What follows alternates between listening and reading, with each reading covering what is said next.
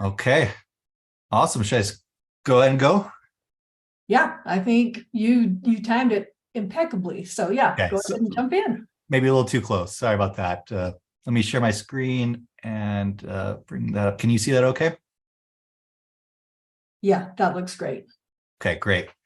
Well, I'm glad to be here and talking about my research and kind of stuff I've been doing over the last couple of years. Talk about hacking Wi-Fi. It's a little kind of a clickbaity title, but hopefully got your attention. Guess a little bit about myself first. I've been at BYU for 5 years. I teach mostly networking classes. I have a grad class, a wireless networking class, and then I teach a computer networking class for seniors. And we're teaching a new class, 224, Intro to Computer Systems. And that's, like I said, a new class. We're just starting this semester. We're really excited about it.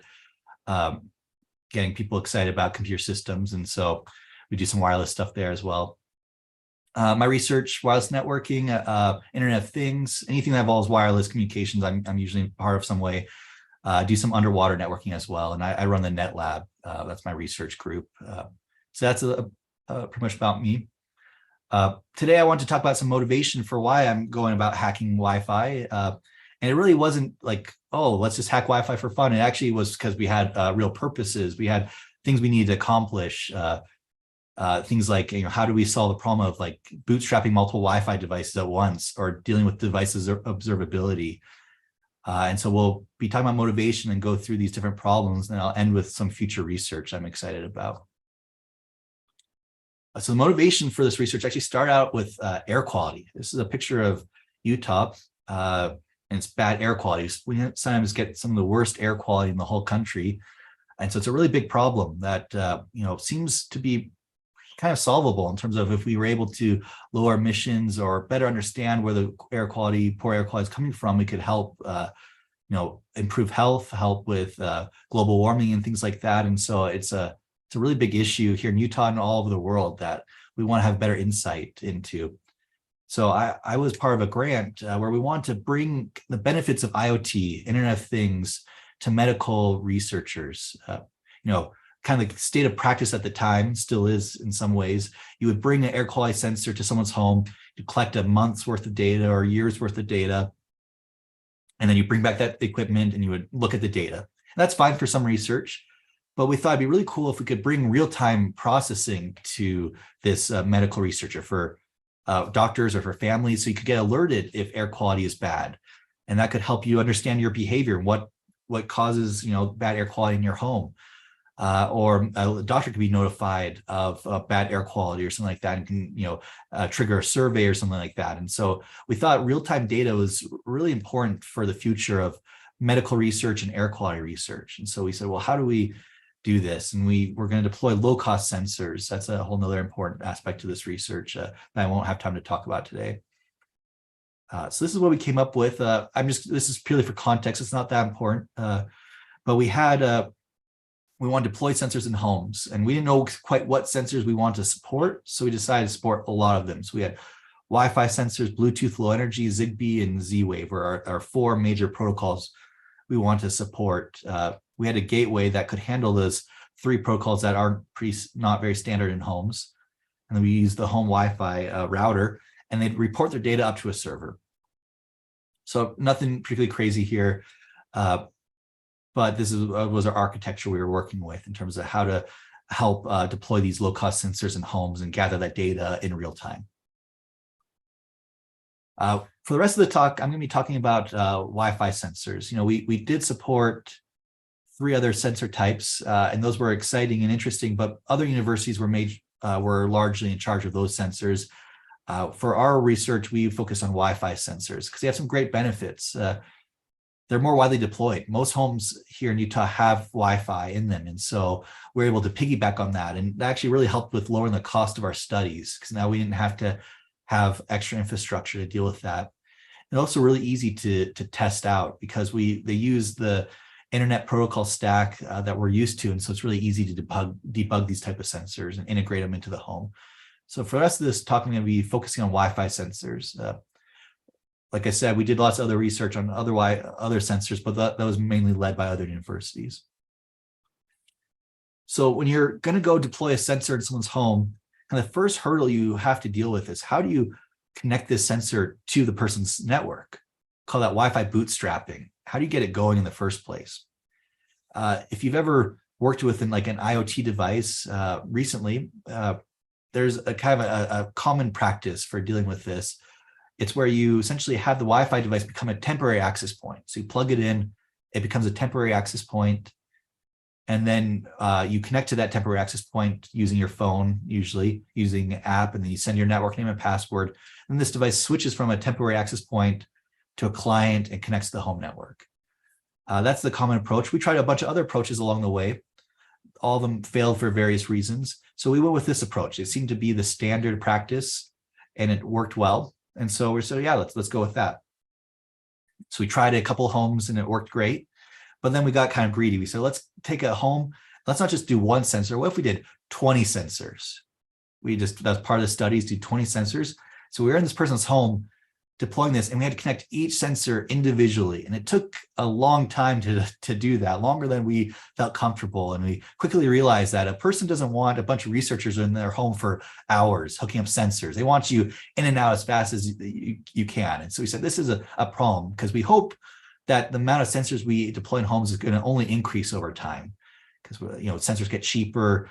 And more sensors, more data. So we want this number to go up, but we don't want the number, how long it takes for us to connect them to go up. So we had this problem of scalability, of how do we hook up all these sensors all at once? So we looked at our problem and our requirements, said, well, we already have sensors in the field. We've already built a bunch of these sensors. We don't want to add any extra hardware. That means extra cost. That means extra time. That means extra things to go wrong. So we didn't want to have to add any extra hardware to our sensors.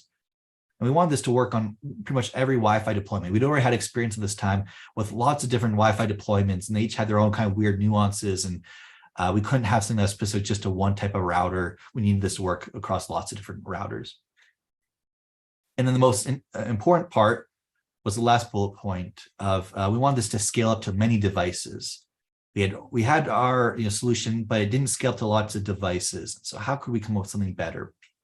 So kind of our fundamental research question became, how can we quickly connect many devices to a Wi-Fi network just using Wi-Fi? Now, we thought about that a lot, and it almost seems like a little bit of a paradox of how do you do this? And so let's walk through kind of our thought process of how we accomplish this. We first thought, well, here's our network. We have some kind of secure network that you're initially not part of. When a sensor or a device is not part of the network, they call it unassociated in Wi-Fi terms. So we have this unassociated Wi-Fi sensor hanging out here. It's not part of the secure network yet. And we have our homes network. Of course, there's other nodes on the network. I'm not drawing those there, but so what we'd like to do is bring this orange Wi-Fi sensor into the secure network. So how do we do that?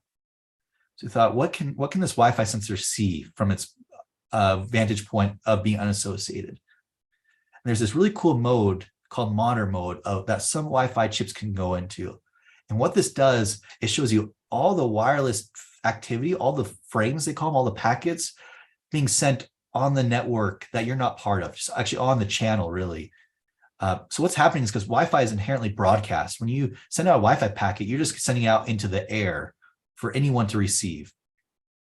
But what your laptop or your phone is doing is aggressively filtering that out. It's only looking for packets that are for it to see, and then it'll filter everything out. Even though it can see all that, it filters it out because it's just a waste of time. But like I said, there's a special mode, monitor mode, where it says, don't filter this out. Let me see all the data that's being sent on the network. So great, now we can see all the network traffic being sent back and forth. The problem with this is that the data is encrypted. Well, that's good. That's a good thing. We want the data to be encrypted.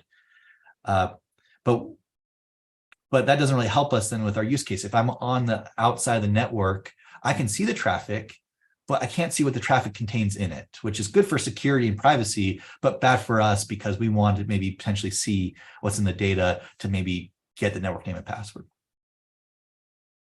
So we looked at this a long time and said, is there another way around this? And our observation was like, well, what's not encrypted is the network name and password, the source and destination MAC addresses. those aren't encrypted. We can see what those are. Even though we're not on the network, we can see who sent the data and who received the data. I like to think of this as maybe you're writing a letter in the mail. You're putting a letter in the mail. You might write a secret code to someone in your letter when you write it out if you don't want anyone to see it. But your address is, when you write on the envelope, it's going to be who sent the letter and who's receiving the letter. That can't be encrypted because we need to know who to send it to. So similar to Wi-Fi, the source and destination addresses are not encrypted. The data is encrypted, but not those. So we said, what if we could encode the network name and password into the source and destination address of the packet itself? So what this would look like, once again, there's a lot of problems associated with this, but let's first just kind of have a thought experiment. What this could look like if we could somehow get the Wi-Fi router to send out a special packet where the source MAC address was like the network name, let's say, and the destination address was like the password. It could send it out. And because our unassociated device is in monitor mode, it could receive this packet, not look at the payload because the payload would be encrypted, but just look at those two addresses and it could get that information. And once it had that information, it could then connect to the network. Let me go back. It could connect to the network and then be part of the secure network. So that was our thought process. If we could get that done, then we'd have a way for this device and many other devices that are listening on the network to connect. But the first challenge you might think is, well, first, how do you get this packet to be sent out? So we looked at our architecture, going back to this previous slide. So, well, we have this gateway here. We're not going to talk about it in this talk, but we had this gateway here that's going to interface with all these other sensors. It could be our Trojan horse in a way, to let us send packets that need to be sent. So we add our gateway here. It's over Ethernet connected.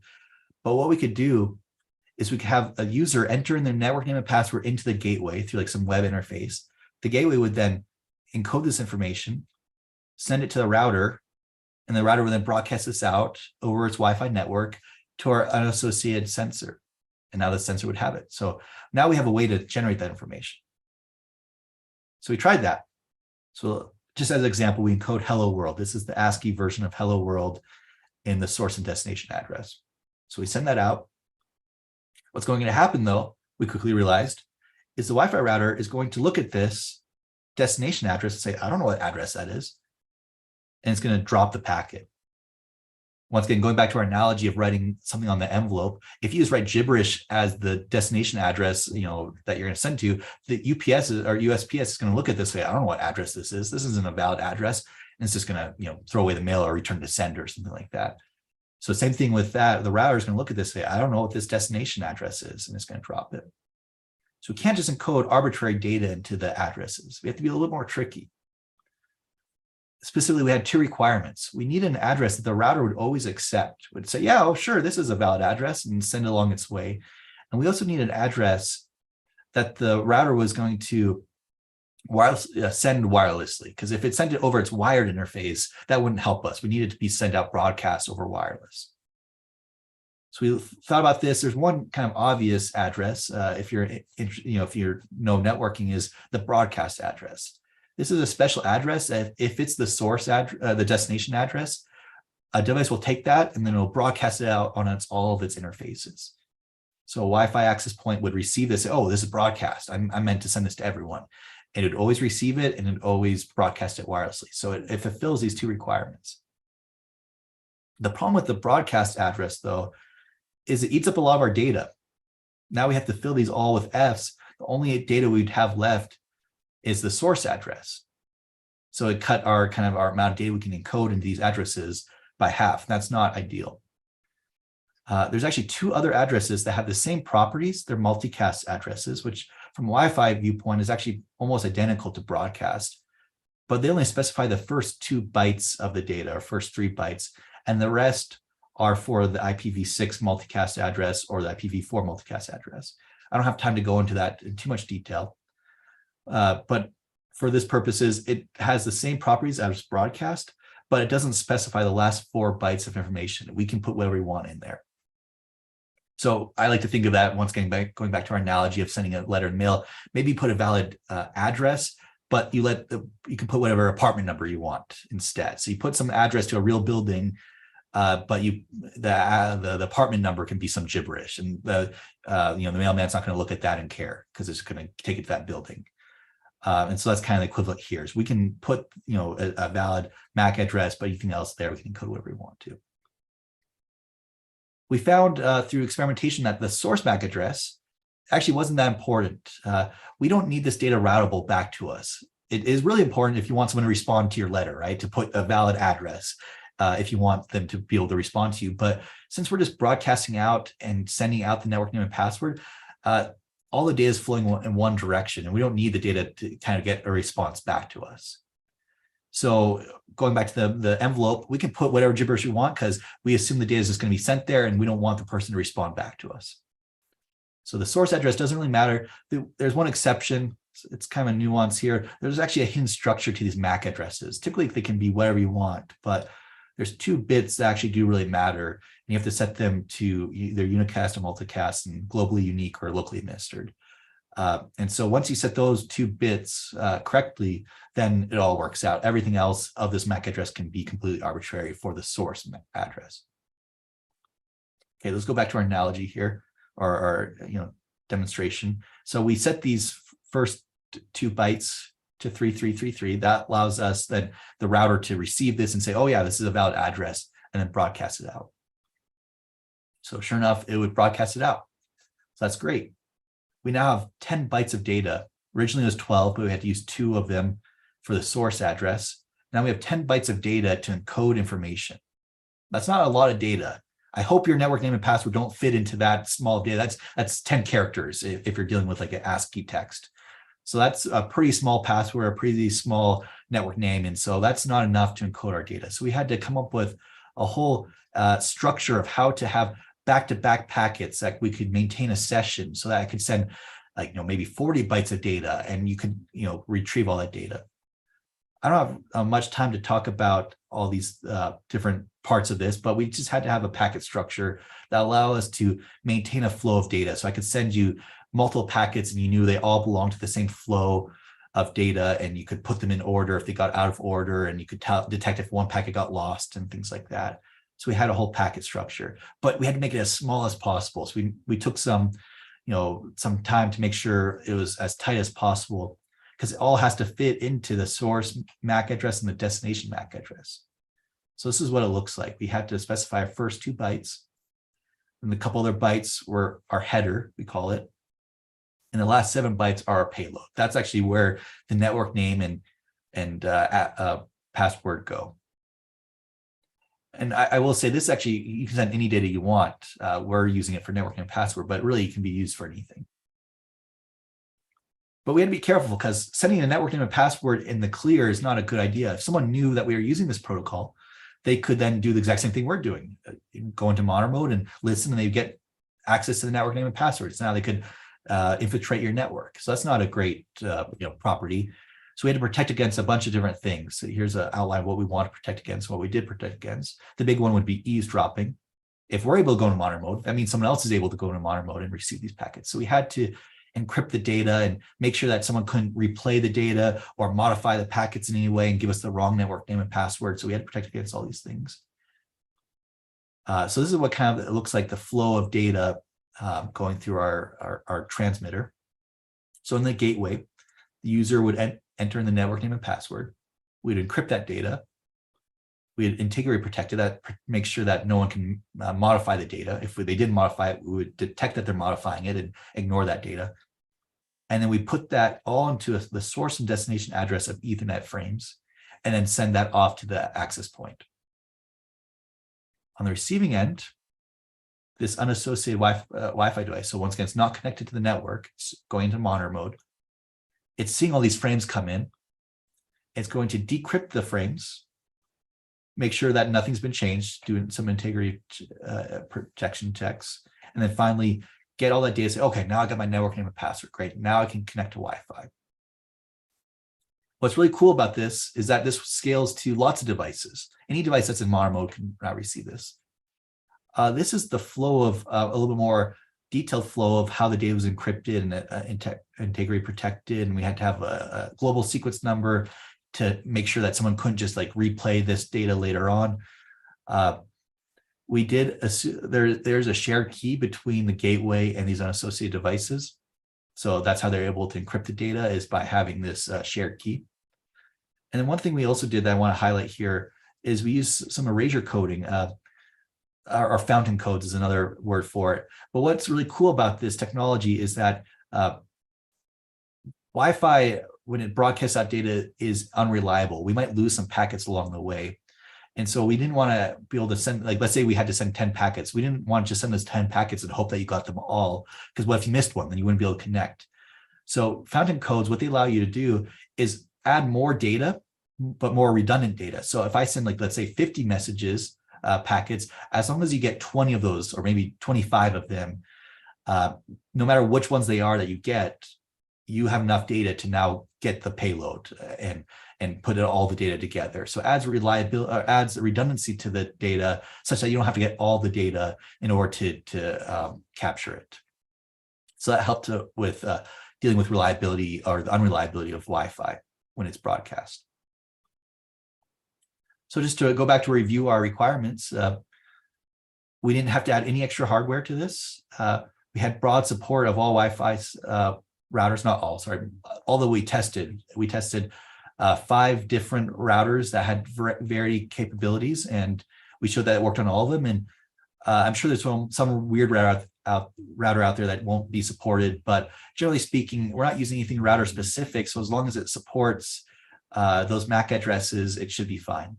But what's really cool about this technology is it scales up linearly. So, or not linearly, constant time. It doesn't matter how many devices you're trying to connect. You could be connecting 5, 10, 100, as long as they're all within range of the access point and they can see these messages being sent out, they can connect in constant time. And so that was a huge help for us deploying these sensors out in the field. So this was published work a couple of years ago. So that's it for what we call STRAP, Secure Transfer of Association Protocol. This is a protocol that we built to solve this really important problem, so we didn't have to be in the person's home when we had to connect 20 sensors. We could just get in there, broadcast this information out to those sensors, and then be done and move on and get out of their hair as quickly as possible. So that helped us with our initial deployments. We quickly found another problem, what I'm calling device observability. And this is the problem that once you have the sensors in the field, you quickly realize is, how do I know if this sensor is working or not? And this is especially a hard problem when you're dealing with difficult to access locations. That's a very vague term. I consider a participant's home difficult to access because I can't just go knock on the door anytime I want to. A lot of research will be like, oh, it's in my office or it's in my lab and I can just go down if something's not working, or it's in my home even, and that's not difficult to access. But when you're dealing with real people and they don't want to be bugged, then it becomes difficult to access. We had a participant actually drop out of one of our studies because we were bugging them too much, saying, hey, is your sensor working? I've also deployed sensors in Mongolia. I'd call that difficult to access. You want to really know what's going on with those sensors. You can't just drive down there and check on to see if they're working or not. This is a dashboard I created, pretty simple, but it kind of, to me, I get a little sweat looking at this because we would see this a lot of like, this sensor's been down for 5 hours. What is going on? What happened to this sensor? And this was really important for our study because that's 5 hours potentially of lost data. Now, if the sensor's working as expected, like let's say it's just a Wi-Fi disconnect, then it's okay. So we kind of thought, what are our different disruptions? What could cause a disruption of a sensor?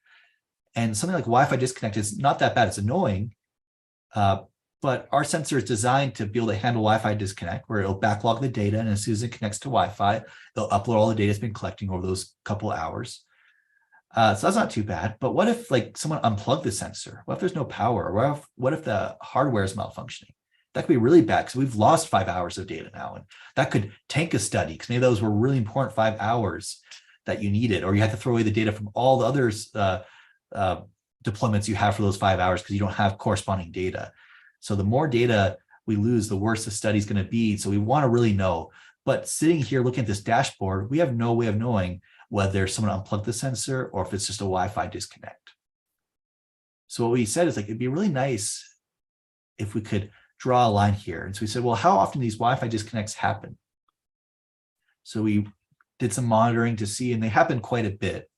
least for our sensors. So this was a while ago now, and wireless technology has gotten better and more reliable. But at the time, we're seeing a huge amount of disconnections. This is on the x-axis is our different sensor IDs. And below that is the amount of disruptions we saw. I forget over what time period this was. And then here on the y-axis is the time that it was disconnected for on a log scale. So most things were not disconnected for very long, but we had some sensors that were connected for quite a long time. And so what we've found is that Wi-Fi disruptions happen quite a bit. So we said, well, how do we like draw a line saying, oh, it's a Wi-Fi disconnection, so we're not too worried about that. The sensor's still working fine versus, oh, someone unplugged it. Now we need to go bug them because we need to say, hey, go plug it back in, or maybe they knocked it over and broke it, which is fine, but we need to know that so we can fix it and rectify that as quickly as possible. So we said we'd love to be able to distinguish between these Wi-Fi disruptions or these disconnects and all the other disruptions that are a little bit more serious. So can we design a system that does this for us? We had similar requirements to our other protocol we developed where we had these sensors already in the field. We had built a bunch. We didn't want to add extra hardware because you could say, oh, add a longer range protocol. That could solve the problem, or add an out-of-band communication protocol. Something like LoRa we looked at, but it just added too much complexity to our system, too much cost and too much time. So we said, we don't want to add any extra hardware. And we want this only to be done in software because we don't have any control over our hardware, really. We can't change our Wi-Fi how it works. We call it firmware. We can't change the firmware at all. And what we really want to do is be able to determine if the sensor is down or not. If it's fully down, meaning power off or malfunction, then we go fix it. But if it's just down because of Wi-Fi, if it's disconnected but not really down, then we'll just leave it alone. So the research question became, can we determine if a Wi-Fi device is still running, even if it's disconnected from Wi-Fi, but using just Wi-Fi? So we thought about, well, what are causing these disruptions? So if you think of our access point here in the middle, the access point has some kind of range associated with it, some kind of maximum distance that can be supported. Of course, it's not this hard line as I've drawn it here. It's much more fuzzy and it can change over time. But for the sake of this argument, let's draw it as one line. Of course, there's always that one sensor that's on the edge. We have that, right? That one place in your home that the Wi-Fi connection is not very good. We were deploying some sensors actually outside. And that often was the one where it had a weak connection, where sometimes it would work great, other times it wouldn't work. And so we had that one sensor on the edge of connectivity. And what would happen is as people live their life, the environment would change. Maybe someone put like a laundry basket in front of the sensor. And that would change the environment enough that now this sensor was working at the time we deployed it is no longer connected to Wi-Fi. The Wi-Fi signal has gone weak enough that we're not on the edge anymore, we're outside of the range of communication. So we said, well, that's a really big problem. How do we solve that? We could try to make the range bigger, but we don't have any control over this access point. So we said, well, what's interesting about this, it's not like it's gone completely away from the network. It's just on the edge of connectivity or barely on the edge. And so we said, well, even though the access point can't see the Wi-Fi frames or like the Wi-Fi packets, this client still has an effect on the RF environment. When it does broadcast out packets, when it sends packets out, it does affect the environment. You can think of this as what they call signal to noise ratio. How much signal is there to the relative noise? That has to be a certain threshold for the access point to decode the packet. So something's happened in the environment such that that signal to noise ratio has dropped, that it's no longer above the threshold for the access point to decode the frames, but it's not like the signal has gone to zero. The signal is still there. It's just gotten a little bit weaker. So we said, what if we kind of changed the paradigm a little bit? What if instead of looking at trying to decode packets and decode frames, what if we just looked at noise? So what if instead of worrying about transmitting frames, we just transmitted energy? That's all the sensor did, just transmitted energy, not packets. And what if the access point, instead of trying to look at these packets, say, oh, I can't decode it, I don't know what this is, it just looked at the noise. So this is my crude drawing of noise, where it changes, it has an impact on the noise measurement. It doesn't have an impact on the signal part of it because it can't decode it, but it does have an impact that there's someone transmitting out in this channel. This is what we call on-off noise power communication. So can we build a whole protocol on top of this concept? So what if the Wi-Fi device transmitted certain packets in a very specific pattern. Here I have it as like maybe a short transmission, then a long no transmission, then a long transmission. So we're still sending Wi-Fi packets. That's the only thing that this device is able to do is send Wi-Fi packets. But we don't really care what's in the packet. That's not what's conveying the information. Now what's conveying the information is how long the packets are, or the distance between the packets. And now the access point's not looking for packets, it's looking at the noise and the pattern in the noise.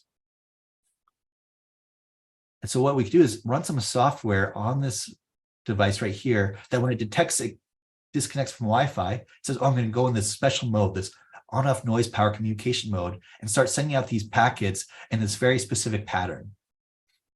And what this access point here is going to run some special software that's just always monitoring the noise, looking for these packets, looking for the special pattern in the environment. When it detects that and knows that this device is still there. They call this direct sequence spread spectrum, or DSSS. So that's what we use to encode the data, and that's what we use to decode the data on the other side. And so now what this lets us do is, even though Wi-Fi is not strong enough to communicate, we now have this secondary way to communicate that actually has longer range, that can work even when Wi-Fi won't work. And so the access point here can be monitoring, looking for this special signal. When it sees it, it says, okay, now I know that the sensor is still there. I can't see it, it's not connected to Wi-Fi anymore, but I know it's still running and operating properly. At some point, when the person moves the laundry basket or changes their environment again, I'll reconnect with that sensor. So it's not a problem. So this lets us send data at a much lower data rate. You can think of, we're sending a whole packet, which a whole packet contain a lot of data in it. Now we're sending a bunch of packets to convey just essentially 1 bit information of, hey, I'm alive, a keep alive message, so to speak. So another way to think of this is Morse code. We're essentially using our packets, and we're not using them as they're expected to be used. We're using them in Morse code. Another example I like to talk about, analogy, is maybe me and you are talking really far away from each other. We're moving farther and farther away. And there will be a point where I can't necessarily make out every single word you're saying, but I can hear that you're talking.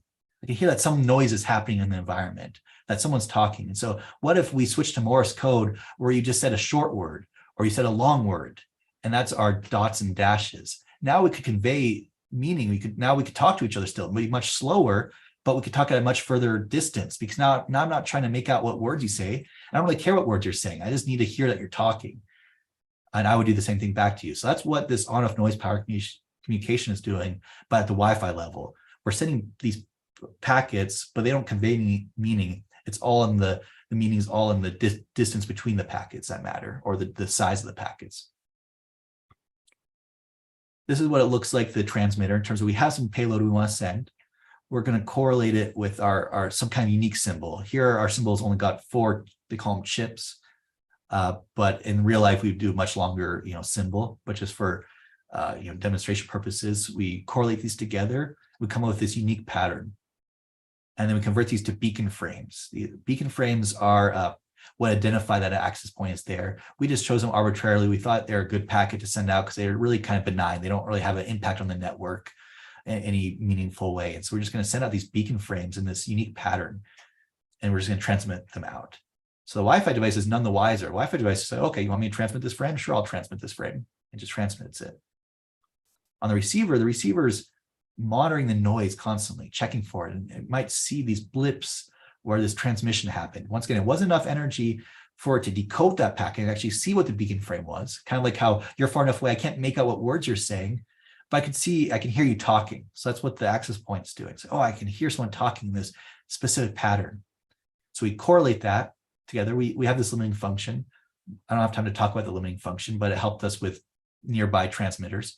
And we correlate it. We say, oh, I see there's this correlation here with this known symbol. And when I see this high correlation, then I know that that device was transmitting out something. So if I see this, I know that that device is still alive and still operating properly. So to demonstrate this, I took it outside into a park, because we didn't want to have much Wi-Fi disruptions. We later tested it in a home, and we showed that it worked. But we first, to evaluate kind of its pure performance, we didn't want to have much other interference going on. And so I took it to a park, had our access point set up here, and I started walking in lots of different directions to see where Wi-Fi broke down. I did lots of other places in this park, but here's just one iteration of it. So we said, okay, this is where a sensor would be and Wi-Fi is no longer working. Then we turn on this on-off noise power communication. I call it on-PC for short. And on-PC worked. So, okay, great. We're able to still send data. So, well, how far can on-PC go? And so we actually took it even further than that. And so, well, we can actually go beyond that. We could go about 200 meters past, or sorry, 200 feet, about 50 meters past what the range of Wi-Fi was in this environment. Of course, it depends on the environment, but for this one environment, we were able to go quite a bit further than what Wi-Fi was able to support. And we were still able to have these transmissions be received by the access point. So to revisit back our requirements, we didn't want to have any extra hardware, and sure enough, we're able to do that. We're able to use just the standard hardware, Wi-Fi hardware, and we didn't have to make any changes to firmware either. We could do this all from software. It's just how we're using the Wi-Fi is what really encodes the meaning. And this helped us to determine if a sensor is down or not, because we're essentially extending its range of communication. Before with Wi-Fi, it was too far away to send information, but now with on-off noise power communication, we can now send some information. This was published in Mobicom a couple of years ago. So that was solving that other problem of device observability. But I want to hover on this concept a little bit more because there's some kind of interesting implications here, specifically this slide right here, the idea of not worrying about packets and now worrying about energy. So as we were building this, we thought that's kind of a cool concept. We said, well, there's actually some interesting implications here. Nothing I've said here actually is, in this slide specifically, is Wi-Fi specific. Like, what if I had like a Wi-Fi device here transmitting out energy, but maybe with this is like a Zigbee device, another device that another wireless protocol that uses 2.4 gigahertz, same spectrum as Wi-Fi. What if this was a Zigbee device? It can detect energy. So could we have them talk to each other? So this came actually, two interesting research problems came from this. Say, well, transmitting energy and receiving energy actually is really at the heart of all wireless devices. There's nothing specific about this for Wi-Fi or even our problem domain. It's really just a generic thing. So all Wi-Fi devices, in theory, could support this exact same protocol or other protocols like it. And then also this brought up of like, well, we're using RF power, the radio frequency powers to encode data. What else can we use to encode data? Is there other things that we can use to encode data in interesting ways? So as we thought about these two concepts, this actually spurred a whole new area of research for me, what I call wireless sub-protocols. So you can think of this on-off noise power communication. It's a protocol that is built on top of another protocol. It's built on top of Wi-Fi, but there's nothing specific about Wi-Fi. We could do this with other protocols as well. So we created this kind of generic name we call sub-protocols, where they're built on top of other wireless protocols. And they use the wireless protocols below them, I guess what I call the base protocol, the packets as the building block to build a new form of communication. And so what we're doing essentially is just affecting our environment in some way. I'm leaving that very generic on purpose. To send data, we just affect the environment, whether that's using noise or maybe using latency or other ways, we just affect the environment. That's how we transmit our data. And on the receiving end, all we have to do is just measure the impact on our environment. And now we can build a sub-protocol on top of that, something that allows us to do interesting things, allows us to extend the capabilities of the device. With on-off noise power communication, we had the ability to extend the range, but that's not the only other thing we can do. We can do other things as well. But what's interesting about these protocols is they're not designed to replace. We're not saying, oh, we should use on-off noise power communication instead of Wi-Fi. That's not what we're trying to say. On-PC had its purpose to extend the range when Wi-Fi wasn't working, but if it's within range of Wi-Fi, use Wi-Fi. It's way better for what Wi-Fi is intended to use. So it's designed to supplement and extend the capabilities of a device, not replace the base protocol. But what's really crazy about this is it's all done in software. So in theory, we could just add some software to your device and it would extend its capabilities. And so that's what is really exciting about this, is done it all in software. And so in theory, someday, I imagine you could download a sub protocol by just downloading an app from the App Store, and all of a sudden you'd have extended capabilities, maybe longer range at a much lower data rate for some reason. And this is using all commercial off-the-shelf hardware. That's really important because you can do all crazy stuff with specialized research equipment, but we're doing this with just completely standard Wi-Fi equipment, commercial off the shelf, they call it. And so we're not changing anything about the Wi-Fi device. It's just how we're using it. This is what it looks like. Here's the typical networking stack. All of our software is running at the application layer. It's not requiring any extra privileges, but we have our own kind of separate sub-protocol stack that's interfacing with the link layer, in this case, to affect the network or to measure the effect on the network. And so we're able to build these other protocols, sub-protocols, within the same networking stack as the base protocol. And this is where the research gets kind of exciting, is we've shown it to extend the range. So we've done that. That was what on-PC was doing. But now we're exploring new ways of building these sub-protocols. For example, we've created a new security association by encoding data in the latency of a network. So latency is how slow is your network? What if we purposely make the network slow just for a second, or for a millisecond to convey information? Could we do that to create new security associations? Or could we have a Wi-Fi device talk to a Bluetooth device? That's called cross-technology communication. With this type of approach, with a sub-protocol, we can do that. There's also interesting implications for spectrum coordination. Spectrum is becoming more and more crowded. How do we make nodes that are heterogeneous, that are different types of nodes, communicate and share the spectrum better? With sub-protocols, now we have a path forward to how to do that. Or even there's interesting implications for covert communication, secret communication, that where we're able to embed information in places that you can't detect that it's there. So that's my future research of this wireless sub-protocols. I'm really excited about it, and we have some ongoing research going on right now to extend this idea even further.